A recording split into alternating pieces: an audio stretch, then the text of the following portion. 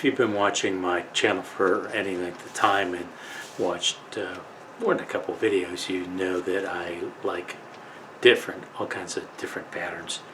And it keeps things fresh, keeps me on my toes, keeps me sharp, whatever cliche you want to use. But I've also found out that in my retail store that customers like the different boxes and baskets. Okay, let's get started. I'm going to show you how to make this step by step, and there really aren't that many steps. It's just making for the same part over and over again. I decided to make the top and bottom for this large basket from Sapele. This wood is a rich brown color and reasonably priced. I needed a dark color for the top and bottom of the basket to contrast against the light colored wood that will make up the faux woven sides.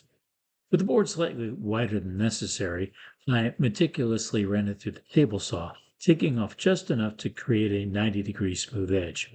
Setting the rib fence to the required width for the top and bottom of the box, I aligned the freshly cut side against the fence and ripped the board to the desired width. The radio arm saw was then used to cut the stock into the two lengths needed for top and bottom, ensuring precise measurements. The bottom and top are 1/4 inch thick stock. Since the bottom is already cut to length and width, all I'll have to do with that piece is to round the corners at the disc sander. The top needs to have the middle section cut out so it only covers the edges of the basket. I drilled a pilot hole for that cutout, and I'll make that on my Pegasus scroll saw. In my experience, a number 3 Pegasus modified geometry blade will be the best one for making this cut. I made the inside cut first, then the rounded corners on the outside. I'll touch them up at the disc sander to match the corners on the bottom. There's a good-sized waste piece from the center cutout, and I'll set that aside to be used on some future project. I originally planned on using oak for the center sections of the basket, but while looking through my lumber rack, I found a couple of wide and long pieces of basswood. I bought the basswood at a very good price from my previous hardwood lumber dealer, who was retiring and needed to liquidate all his stock. The basswood is very light in color and density. I cut a piece long enough to make the 4 inside pieces, then ripped that to width. The board was a full 1 inch thick, and the top and bottom were a little rough, so I ran it through the thickness planer. Thinking back, that was totally unnecessary, as the top and bottom will both be covered in this project. Only the sides of the basswood will show. There are 2 patterns that at first glance look alike, but if you take a closer look, you will see that the curves are staggered. When you stack these, alternating the A and B patterns, you end up with what looks like a woven basket as you look at the sides. It's one of those fool the eyes type of effects. I used scroll saw tape to attach the patterns to the basswood. It's a double-sided tape that you roll across the wood, then cut to width. Since this is such a large board, it took 4 sections of tape to cover. I like using scroll saw tape because it's easy to apply, it holds the pattern securely while cutting, and it peels off easily when you're done cutting. The disadvantage is the cost. In case you're new to scroll sawing, you might want to watch my video on 9 different ways to attach patterns to wood. You can try any that appeal to you and decide which methods work best for you. I needed to switch to a number 9 Pegasus modified geometry blade for the 4 middle sections. The basswood is soft, but it is almost 1 inch thick, so my rule of thumb tells me to start with a number 9 blade. I can slow the speed down or switch to a number 7 blade if the number 9 is too aggressive for these cuts. I'll leave a link on my video on choosing the right size blade for the task in case you haven't already seen it and wonder how I choose a blade size. One of the many reasons I love the Pegasus scroll saw is the ease of changing blades.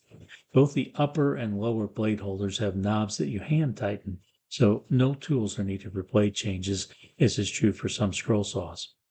These middle pieces for the basket will take some skill to cut accurately. There are lots of curves requiring direction changes to keep the blade on the cut line. If this was just a matter of cutting curves, the project would be fairly simple, but many sharp points are part of the pattern as well.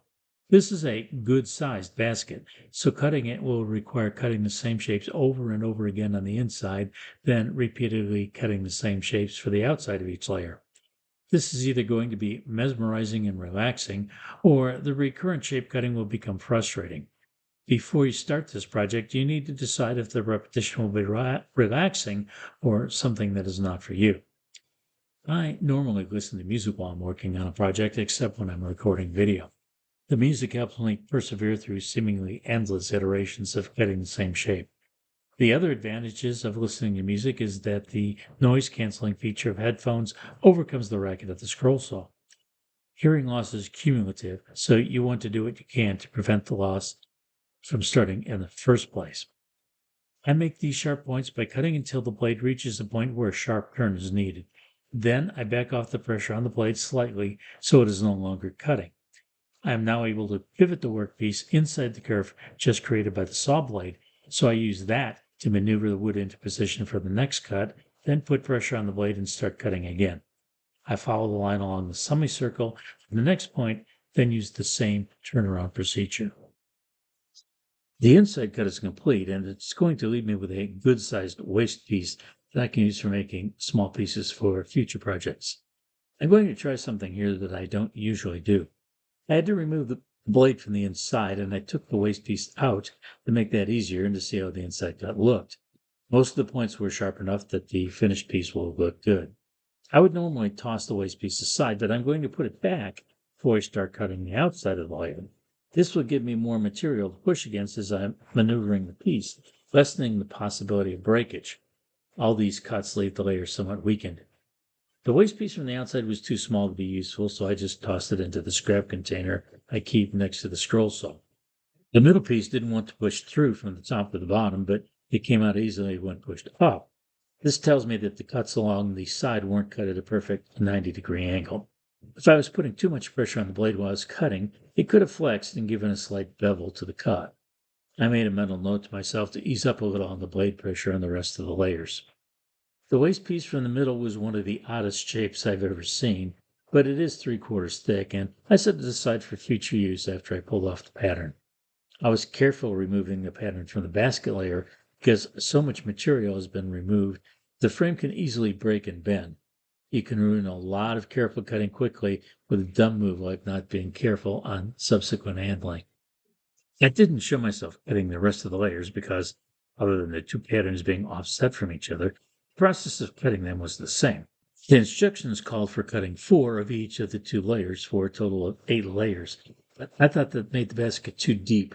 Right now it measures 3.5 inches high on the outside and 3.25 deep on the inside. Adding those additional layers would make it 6.5 inches deep on the inside. I showed it to my wife, and she also thought it was already deep enough. I applied glue to all the little circles of the pattern and spread it around with my finger. I didn't put any glue on the sapele bottom because I only wanted glue on the surfaces that would be mating. I was careful to line up the layers closely as I could to its final position because I didn't want to spread glue where it wasn't needed. This would prevent the polyurethane finish from adhering to any area covered with dry glue. I did not want to glue all the layers at once. When the glue is first applied, it's quite slippery and parts want to move around as you apply clamping pressure. That will be minimized if I glue only the lowest layer to the bottom and let that dry before adding another layer at a time. I guess it's kind of like building a layer cake. Except I don't know why that analogy came to mind. I don't know the first thing about building a layer cake. Sometimes for a project like this, I'll just put a piece of plywood or MDF underneath the pieces I'm gluing, then another piece on top, and a weight on top of that to make a sandwich. The weight applies even clamping pressure. Again, I'm not sure why food comparisons are coming to mind. I just had lunch an hour ago. For whatever reason, this time I opted for F clamps on each corner. They each had a perfect little circle to accept the pad of the clamp. I was off working on another project for a while, so I knew the project was ready for the next layer. I removed the clamps, touched up a couple spots with some 120 grit sandpaper, then added glue and clamps to this layer, just like I had done with the first layer against the bottom. Only this time it was one basswood layer on top of another. The circle in each corner made lining up the layers a piece of cake. There we go with a food analogy again. I didn't show gluing the third layer because there was nothing new to see there. I noticed a few spots that needed touch-ups, so I used a quarter sheet of 120 grit sandpaper to do that. The previous layer was a little out of alignment, but not enough to call it failure. I don't know if I misaligned it to begin with, or if turning the clamps moved it out of place. The glue was dry, so there's no chance of making a correction now. It wasn't until I added the top that I realized there were roundings at each corner that corresponded to the circles in the corners underneath it. It was a nice design detail that I never would have thought of. I applied the clamps once again, and I set the whole assembly aside to dry overnight. Then I'll remove the clamps, take the basket to my finishing room, and apply several coats of warm satin spray polyurethane. I gave the basket several coats of warm satin spray polyurethane. The major lesson I learned from this project is that basswood is very soft, and cutting it requires a different touch than harder woods like oak. If you're not careful, the blade has a tendency to tear the wood rather than cut it smoothly. I think this basket will be a useful size for sorting any number of household or office items, and I'm looking forward to getting customer reactions to it at my store. Speaking of reactions, what is yours to this project? I love reading the comments and reply to everyone. Please subscribe if you haven't already, and check the screen for the suggested video to watch next.